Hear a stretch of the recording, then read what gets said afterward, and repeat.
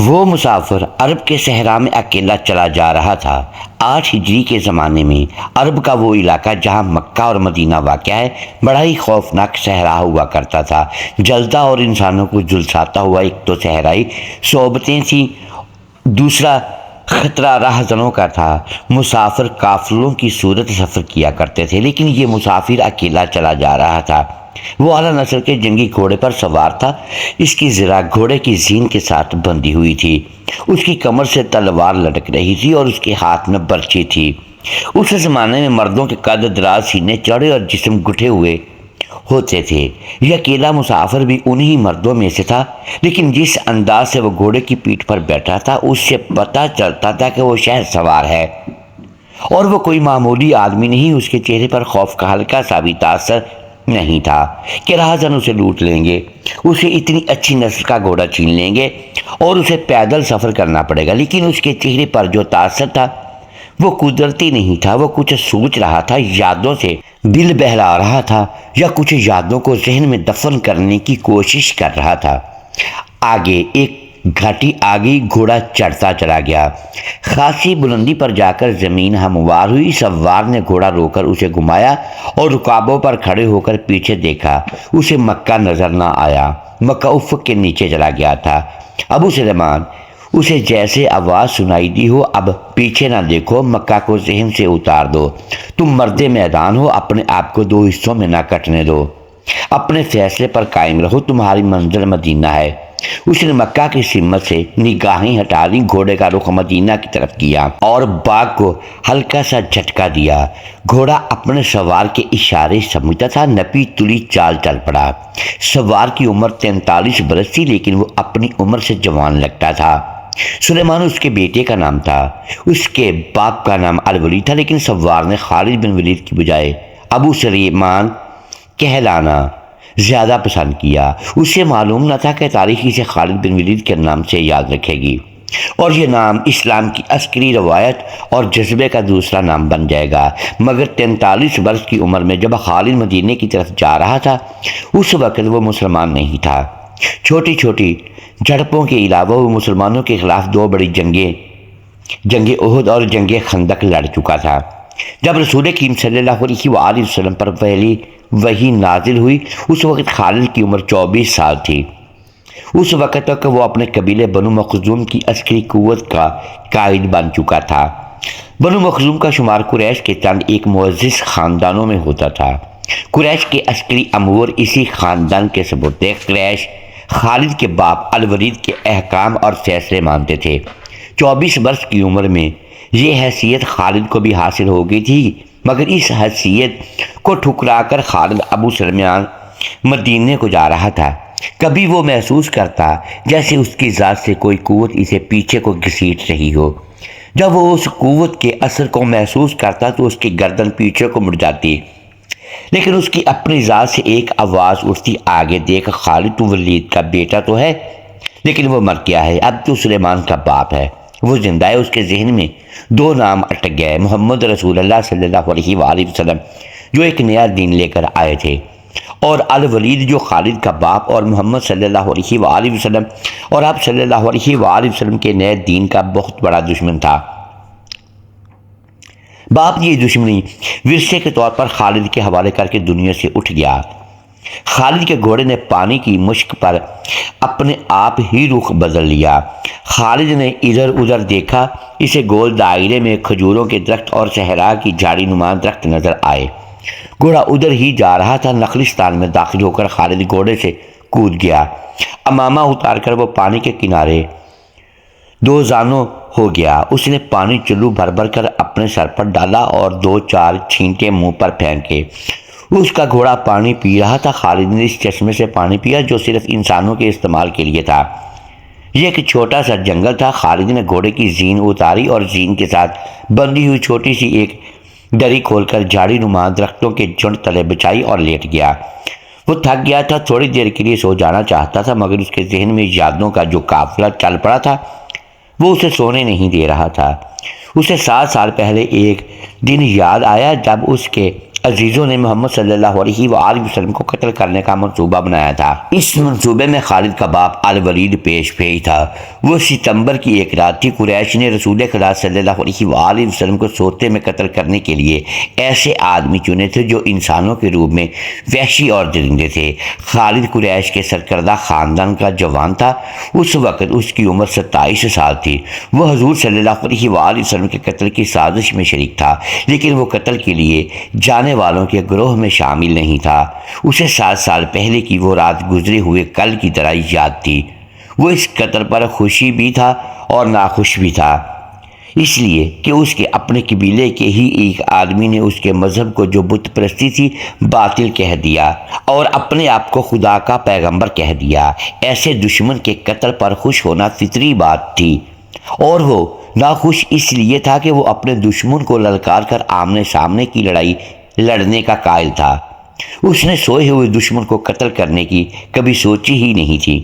بہرحال اس نے اس سازش کی مخالفت نہیں کی، لیکن قتل کی رات جب قاتل رسول خدا کو مقررہ وقت پر قتل کرنے گئے تو آپ صلی اللہ علیہ وآلہ وسلم کا مکان خالی تھا۔ وہاں گھر کا سامان بھی نہیں تھا، نہ آپ صلی اللہ علیہ وآلہ وسلم کا گھوڑا تھا، نہ اونٹنی۔ قریش اس امید پر سوئے ہوئے تھے کہ صبح انہیں خوشخبری ملے گی کہ ان کے مذہب کو جھٹلانے اور انہیں اپنے نئے مذہب کی طرف بلانے والا قتل ہو گیا ہے، مگر صبح وہ ایک دوسرے کو مایوسی کے عالم میں دیکھ رہے تھے۔ پھر وہ سرگوشیوں میں ایک دوسرے سے پوچھنے لگے، محمد کہاں گیا؟ رسول خدا صلی اللہ علیہ وآلہ وسلم قتل کے وقت سے بہت پہلے اپنے قتل کی سازش سے آگاہ ہو کر مدینہ کو ہجرت کر گئے تھے۔ صبح تک آپ صلی اللہ علیہ وآلہ وسلم بہت دور نکل گئے تھے۔ خالد کے ذہن سے یادیں پھوٹتی چلی آ رہی تھی۔ ذہن پیچھے ہی پیچھے ہٹتے ہٹتے 16 برس تک دور جا نکلا۔ ایک شام رسول کریم صلی اللہ علیہ وآلہ وسلم نے قریش کے چند ایک سرکردہ افراد کو اپنے ہاں کھانے پر مدعو کیا۔ کھانے کے بعد رسول کریم صلی اللہ علیہ وآلہ وسلم نے اپنے مہمانوں سے کہا، اے بنی عبد المطلب، میں تمہارے سامنے جو تحفہ پیش کرنے لگا ہوں عرب کا کوئی اور شخص پیش نہیں کر سکتا، اس لیے کہ اللہ نے مجھے منتخب کیا ہے۔ مجھے اللہ نے حکم دیا ہے کہ تمہیں ایک ایسے مذہب کی طرف بلاؤں جو تمہاری دنیا کے ساتھ تمہاری عاقبت بھی آسودہ اور مسرور کر دے گا۔ اس طرح رسول خدا صلی اللہ علیہ وآلہ وسلم نے پہلی وحی کے نزول کے 3 سال بعد اپنے قریبی عزیزوں کو اسلام قبول کرنے کی دعوت دی۔ خالد اس محفل میں نہیں تھا، اس کا باپ مدعو تھا۔ اس نے خالد کو مذاق اڑانے کے انداز میں بتایا کہ عبد المطلب کے پوتے محمد صلی اللہ علیہ وآلہ وسلم نے کہا ہے کہ وہ اللہ کا بھیجا ہوا نبی ہے۔ ہم جانتے ہیں کہ عبد المطلب قریش کا ایک سردار تھا۔ الولید نے اپنے بیٹے خالد سے کہا، بے شک محمد کا خاندان اعلیٰ حیثیت رکھتا ہے، لیکن نبوت کے علاوہ اس خاندان کا کوئی فرد کیوں کرے؟ اللہ کی قسم اور حبل اور عزا کہ میرے خاندان کا رتبہ کسی سے کم نہیں۔ کیا نبوت کا دعویٰ کر کے کوئی ہم سے اونچا ہو سکتا ہے؟ آپ نے اسے کہا۔ خالد نے پوچھا، پہلے تو ہم چپ ہو گئے، پھر ہم سب ہنس پڑے۔ الولید نے کہا، لیکن محمد کے چچا زاد بھائی علی نے محمد کی نبوت کو قبول کر لیا ہے۔ خالد اپنے باپ کی طنزیہ ہنسی کو بھولا نہیں تھا۔ خالد کو مکہ اور مدینہ کے راستے میں ایک نخلستان میں لیٹے ہوئے وہ وقت یاد آ رہا تھا۔ رسول اللہ صلی اللہ علیہ وآلہ وسلم جن کی نبوت کو قریش کے سردار قبول نہیں کر رہے تھے، اس نبوت کو لوگ قبول کرتے چلے جا رہے تھے۔ ان میں اکثریت نوجوانوں کی تھی، بعض مفلس لوگوں نے بھی اسلام قبول کر لیا۔ اس سے نبی کریم صلی اللہ علیہ وآلہ وسلم کے حوصلے میں جان آ گئی اور آپ صلی اللہ علیہ وآلہ وسلم اسلام کی تبلیغ تیز کر دی۔ آپ صلی اللہ علیہ وآلہ وسلم بت پرستی کے خلاف تھے۔ مسلمان ان 360 بتوں کا مذاق اڑاتے جو کعبہ کے اندر اور باہر رکھے ہوئے تھے۔ طلوع اسلام سے پہلے عرب ایک خدا کو مانتے تھے اور پوجتے ان بتوں کو تھے۔ انہیں وہ دیوتا کہتے اور انہیں اللہ کے بیٹے اور بیٹیاں مانتے تھے۔ قریش نے دیکھا کہ محمد صلی اللہ علیہ وآلہ وسلم کے جس دین کا انہوں نے مذاق اڑایا تھا وہ مقبول ہوتا جا رہا تھا، تو انہوں نے آپ صلی اللہ علیہ وآلہ وسلم کی تبلیغی سرگرمیوں کے خلاف محاذ بنا لیا اور مسلمانوں کا جینا حرام کر دیا۔ خالد کو یاد آ رہا تھا کہ اس نے اللہ کے رسول صلی اللہ علیہ وآلہ وسلم کو گلیوں اور بازاروں میں لوگوں کو اکٹھا کر کے انہیں اسلام قبول کرنے کی دعوت دیتے اور بتاتے دیکھا تھا کہ بت انہیں نہ فائدہ دے سکتے ہیں اور نہ نقصان۔ عبادت کا لائق صرف اللہ ہے جو وحدہ لا شریک ہے۔ رسول خدا صلی اللہ علیہ وآلہ وسلم کی مخالفت کے قائد قریش کے 4 سردار تھے۔ ایک تو خالد کا باپ الولید تھا، اور دوسرا نبی کریم صلی اللہ علیہ وآلہ وسلم کا اپنا چچا ابو لہب تھا، تیسرا ابو سفیان، اور چوتھا ابو الحکم تھا جو خالد کا چچا زاد بھائی تھا۔ مسلمانوں پر سب سے زیادہ ظلم و تشدد اسی شخص نے کیا تھا۔ وہ جہالت کی حد تک کینہ پرور اور مسلم کش تھا، اسی لیے مسلمان اسے ابو جہل کہنے لگے تھے۔ یہ نام اتنا عام ہوا کہ لوگ جیسے اس کا نام بھول ہی گئے ہوں۔ تاریخ نے بھی اسے پستہ قلب، بھینگے اور لوہے کی طرح مضبوط آدمی کو ابو جہل کے نام سے ہی یاد رکھا۔ خالد کو یہ یادیں پریشان کرنے لگی۔ شاید شرمسار بھی قریش کے لوگوں نے رسول خدا صلی اللہ علیہ وآلہ وسلم کے گھر میں کئی بار غلاظت پھینکی تھی۔ جہاں کوئی مسلمان اسلام کی تبلیغ کر رہا ہوتا، وہاں قریش کے آدمی جا پہنچتے اور ہلڑ مچاتے تھے۔ بد اخلاق اور دھتکارے ہوئے آدمیوں کو رسول خدا صلی اللہ علیہ وآلہ وسلم کو پریشان کرتے رہنے کے کام پر لگا دیا گیا تھا۔ خالد کو یہ اطمینان ضرور تھا کہ اس کے باپ نے محمد صلی اللہ علیہ وآلہ وسلم کے خلاف ایسی کوئی گھٹیا حرکت نہیں کی تھی۔ وہ 2 مرتبہ قریش کے 3-4 سرداروں کو ساتھ لے کر رسول خدا صلی اللہ علیہ وآلہ وسلم کے چچا ابو طالب کے پاس یہ کہنے گیا تھا کہ وہ اپنے بھتیجے رسول خدا صلی اللہ علیہ وآلہ وسلم کو بتوں کی توہین اور نبوت کے دعویٰ سے روکے، ورنہ وہ کسی کے ہاتھوں قتل ہو جائے گا۔ ابو طالب نے ان لوگوں کو دونوں مرتبہ ٹال دیا تھا۔ خالد کو اپنے باپ کی بہت بڑی قربانی یاد آئی۔ امارہ خالد کا بھائی تھا، وہ خاص طور پر خوبصورت نوجوان تھا، وہ ذہین تھا اور اس میں بانک پن تھا۔ خالد کے باپ الولید نے اپنے اتنے خوبصورت بیٹے امارہ کو قریش کے 2 سرداروں کے حوالے کیا اور انہیں کہا کہ اسے محمد صلی اللہ علیہ وآلہ وسلم کے چچا ابو طالب کے پاس لے جاؤ اور اس سے کہو کہ میرا بیٹا رکھ لو اور اس کے بدلے محمد صلی اللہ علیہ وآلہ وسلم ہمیں دے دو۔ خالد اپنے باپ کے اس فیصلے پر کانپ اٹھا تھا، اور جب اس کا بھائی امارہ دونوں سرداروں کے ساتھ چلا گیا تھا تو خالد تنہائی میں جا کر رویا تھا۔ ابو طالب سرداروں نے امارہ کو رسول کریم صلی اللہ علیہ وآلہ وسلم کے چچا کے آگے کر کے کہا تھا، اس سے تم جانتے ہو یہ امارہ بن ولید ہے۔ تم یہ بھی جانتے ہو کہ بنو ہاشم نے، جس کے تم سردار ہو، ابھی تک اس جیسا سجیلا اور عقل مند جوان پیدا نہیں کیا۔ یہ ہم ہمیشہ کے لیے تمہارے حوالے کرنے آئے ہیں، اسے اپنا بیٹا بنا کر رکھ لے تو یہ تمام عمر فرما بردار رہے گا، اور اگر اسے اپنا غلام بناؤ گے تو قسم ہے اللہ کی تم پر اپنی جان بھی قربان کر دے گا، مگر تم اسے میرے حوالے کیوں کر رہے ہو؟ ابو طالب نے پوچھا، کیا بنو مخزوم کی ماؤں نے اپنے بیٹوں کو نیلام کرنا شروع کر دیا ہے؟ کہو اس کی کتنی قیمت چاہتے ہو، اس کے عوض ہمیں اپنا بھتیجا محمد صلی اللہ علیہ وآلہ وسلم دے دو۔ قریش کے ایک سردار نے کہا، تمہارا یہ بھتیجا تمہاری رسوائی کا باعث بن گیا ہے، اس نے تمہارے آباء و اجداد کے مذہب کو رد کر کے نیا مذہب بنا لیا ہے۔ کیا تم دیکھ نہیں رہے کہ اس نے قبیلے میں آدمی کو آدمی کا دشمن بنا دیا ہے؟ تم میرے بھتیجے کو لے جا کر کیا کرو گے؟ قتل۔ قریش کے دوسرے سردار نے جواب دیا، ہم محمد صلی اللہ علیہ وآلہ وسلم کو قتل کریں گے، یہ بے انصافی نہیں ہوگی؟ تم دیکھ رہے ہو کہ ہم تمہارے بھتیجے کے بدلے تمہیں اپنا بیٹا دے رہے ہیں، یہ بہت بڑی بے انصافی ہوگی۔ ابو طالب نے کہا، تم میرے بھتیجے کو قتل کرو گے اور میں تمہارے بیٹے کو پالوں گا اور اس پر خرچ کروں گا اور اسے بہت اچھی زندگی دوں گا، تم میرے پاس کیسا انصاف لے کر آئے ہو؟ میں تمہیں عزت سے رخصت کرتا ہوں۔ خالد نے جب اپنے بھائی کو اپنے سرداروں کے ساتھ واپس آتے دیکھا اور سرداروں سے سنا کہ ابو طالب نے یہ سودا قبول نہیں کیا تو خالد کو دلی مسرت ہوئی تھی۔ محمد صلی اللہ علیہ وآلہ وسلم کا تم نے کیا بگاڑ لیا تھا؟ ابو سلیمان خالد کی ذات سے ایک سوال اٹھا اور اس نے خیالوں میں سارا ہلایا اور دل میں کہا، کچھ نہیں۔ بے شک محمد صلی اللہ علیہ وآلہ وسلم کا جسم طاقتور ہے، لیکن رکانہ بن عبد یزید جیسے پہلوان کو اٹھا کر پٹکنے کے لیے صرف جسمانی طاقت کافی نہیں۔ رکانہ بن عبد یزید رسول کریم صلی اللہ علیہ وآلہ وسلم کا چچا تھا جس نے اسلام قبول نہیں کیا تھا۔ یہ عرب کا مانا ہوا پہلوان تھا، نامی گرامی پہلوان آئے جنہیں اس نے ایک ہی داؤ میں پٹک کر اٹھنے کے قابل نہ چھوڑا۔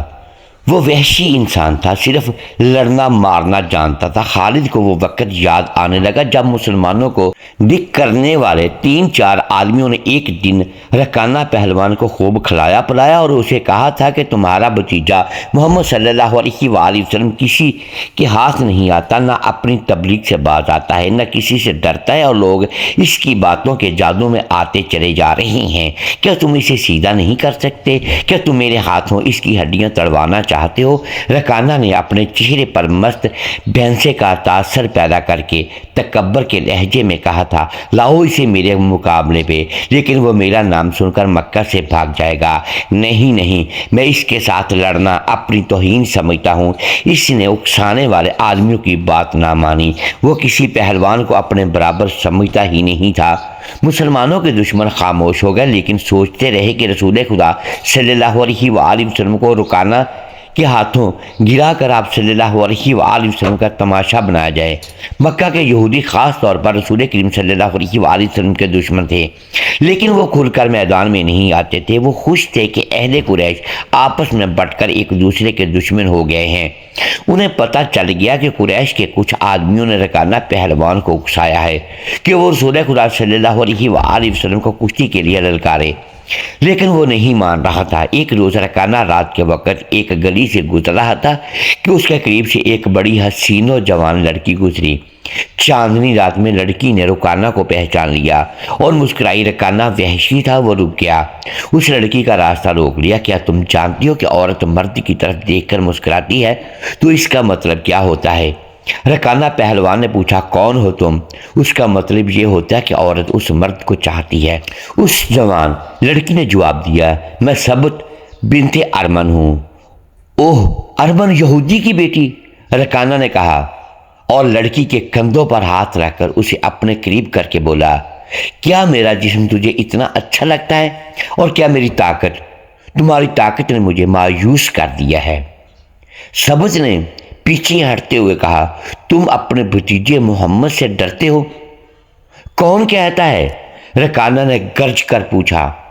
سب کہتے ہیں، سبت نے کہا، پہلے محمد کو گراؤ، پھر میں اپنا جسم تمہیں انعام میں دوں گی۔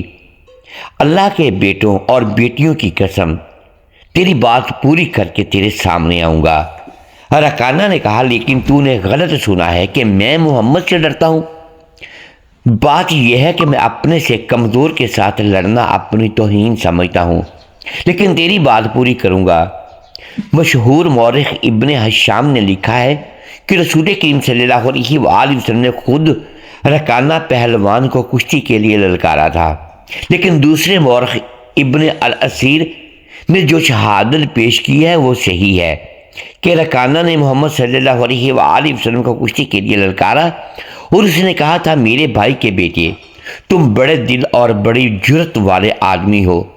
میں یہ بھی جانتا ہوں کہ تم جھوٹ بولنے سے نفرت کرتے ہو، لیکن مرد کی جرت اور صداقت کا پتہ اکھاڑے میں چلتا ہے۔ آؤ میرے مقابلے میں، اکھاڑے میں اتروا کر مجھے گرا لو تو میں تمہیں اللہ کا بھیجا ہوا نبی مان لوں گا۔ اللہ کی قسم تمہارا مذہب قبول کر لوں گا، لیکن یہ ایک بھتیجی اور چچا کی کشتی نہیں ہوگی۔ رسول خدا صلی اللہ علیہ وآلہ وسلم نے رکانہ کی للکار کا جواب میں کہا، ایک بت پرست اور سچے دین کے ایک پیغمبر کی لڑائی ہوگی۔ تو ہار گیا تو اپنا وعدہ نہ بھول جانا۔ مکہ میں یہ خبر صحرا کی آندھی کی طرح پھیل گئی کہ رکانہ پہلوان اور محمد صلی اللہ علیہ وآلہ وسلم کی کشتی ہوگی، اور جو ہار جائے گا وہ جیتنے والے کا مذہب قبول کر لے گا۔ قریش کا بچہ بچہ، مرد و زن اور یہودی ہجوم کر کے آ گئے۔ مسلمانوں کی تعداد بہت تھوڑی تھی، وہ تلواروں اور برچھیوں سے مسلح ہو کر آئے، کیونکہ انہیں خطرہ محسوس ہو رہا تھا کہ قریش کشتی کو بہانہ بنا کر رسول کریم صلی اللہ علیہ وآلہ وسلم کو قتل کر دیں گے۔ عرب کا سب سے زیادہ طاقتور اور وحشی پہلوان رکانہ بن عبد یزید رسول کریم صلی اللہ علیہ وآلہ وسلم کے مقابلے پر اترا۔ اس نے رسول خدا صلی اللہ علیہ وآلہ وسلم پر تنزیہ نظر ڈالی اور آپ صلی اللہ علیہ وآلہ وسلم پر پھپتی کسی۔ اب صلی اللہ علیہ وآلہ وسلم مکمل خاموش اور اطمینان سے رکانہ کی آنکھوں میں آنکھیں ڈال کر دیکھتے رہے کہ وہ بے خبری میں کوئی داؤ نہ کھیل جائے۔ رکانہ آپ صلی اللہ علیہ وآلہ وسلم کے ارد گرد یوں گھوما جیسے شیر اپنے شکار کے ارد گرد گھوم گیا ہو اور اب اسے کھا جائے گا۔ ہجوم رسول کریم صلی اللہ علیہ وآلہ وسلم کا مذاق اڑا رہا تھا۔ مسلمان خاموش تھے، وہ دل ہی دل میں اللہ کو یاد کر رہے تھے۔ انہوں نے اپنی تلواروں کے دستوں پر ہاتھ رکھے ہوئے تھے۔ پھر نہ جانے کیا ہوا، رسول کریم صلی اللہ علیہ وآلہ وسلم نے کیا داؤ کھیلا۔ ابن الاسیر کہتا ہے کہ آپ صلی اللہ علیہ وآلہ وسلم نے رکانہ کو اٹھا کر زمین پر پٹک دیا۔ رکانہ زخمی شیر کی طرح اٹھا اور غرا کر آپ صلی اللہ علیہ وآلہ وسلم پر حملہ آور ہوا۔ آپ صلی اللہ علیہ وآلہ وسلم نے پھر وہی داؤ کھیلا اور اسے پٹک دیا۔ وہ اٹھا تو آپ صلی اللہ علیہ وآلہ وسلم نے اسے تیسری بار پٹکا۔ بھاری کم جسم 3 بار پٹکا گیا تو کشتی جاری رکھنے کے قابل نہ رہا۔ رکانہ سر جھکائے اکھاڑے سے نکل گیا۔ ہجوم پر سناٹا طاری ہو گیا اور مسلمان ننگی تلواریں اور برچیاں ہوا میں لہرا لہرا اور اچھال اچھال کر نعرے لگا رہے تھے۔ چچا رکانہ، رسول اللہ صلی اللہ علیہ وآلہ وسلم نے للکار کر کہا، اپنا وعدہ پورا کر اور یہی اعلان کر کہ آج سے تو مسلمان ہے۔ رکانہ نے قبول اسلام سے صاف انکار کر دیا۔ یہ طاقت جسمانی نہیں تھی۔ خالد بن ولید نے نخلستان میں لیٹے لیٹے اپنے آپ سے کہا، رکانہ کو یوں 3 بار پٹکنا تو دور کی بات ہے، اسے کوئی پچھاڑ بھی نہیں سکا تھا۔ رسول اکرم صلی اللہ علیہ وآلہ وسلم کا تصور خالد کے ذہن میں نکھر آیا۔ وہ آپ صلی اللہ علیہ وآلہ وسلم کو اچھی طرح سے جانتا تھا، لیکن اب وہ محسوس کر رہا تھا جیسے وہ محمد صلی اللہ علیہ وآلہ وسلم کوئی اور تھے جنہیں وہ بچپن سے جانتا تھا۔ اس کے بعد آپ صلی اللہ علیہ وآلہ وسلم نے جو رخ اختیار کیا تھا، اس میں خالد آپ صلی اللہ علیہ وآلہ وسلم کو نہیں پہچانتا تھا۔ نبوت کے دعویٰ کے بعد خالد بن ولید آپ صلی اللہ علیہ وآلہ وسلم کے ساتھ بول چال بند ہو گئی تھی۔ وہ آپ صلی اللہ علیہ وآلہ وسلم کے ساتھ 2 ہاتھ کرنا چاہتا تھا، لیکن وہ رکانہ کی طرح پہلوان نہیں تھا۔ وہ میدان جنگ میں لڑنے والا اور لڑنے والوں کی قیادت کرنے والا جنگجو تھا۔ محترم ناظرین، آخر میں ایک بار میرے ساتھ پیارے آقا صلی اللہ علیہ وآلہ وسلم پر ایک بار درود پاک کر نذرانہ پیش کیجئے گا۔ اللہم صلی علی محمد وعلی آل محمد کما صلیت علی ابراہیم وعلی آل ابراہیم انک حمید مجید۔ اللہم بارک علی محمد وعلی آل محمد کما بارکت علی ابراہیم وعلی آل ابراہیم انک حمید مجید۔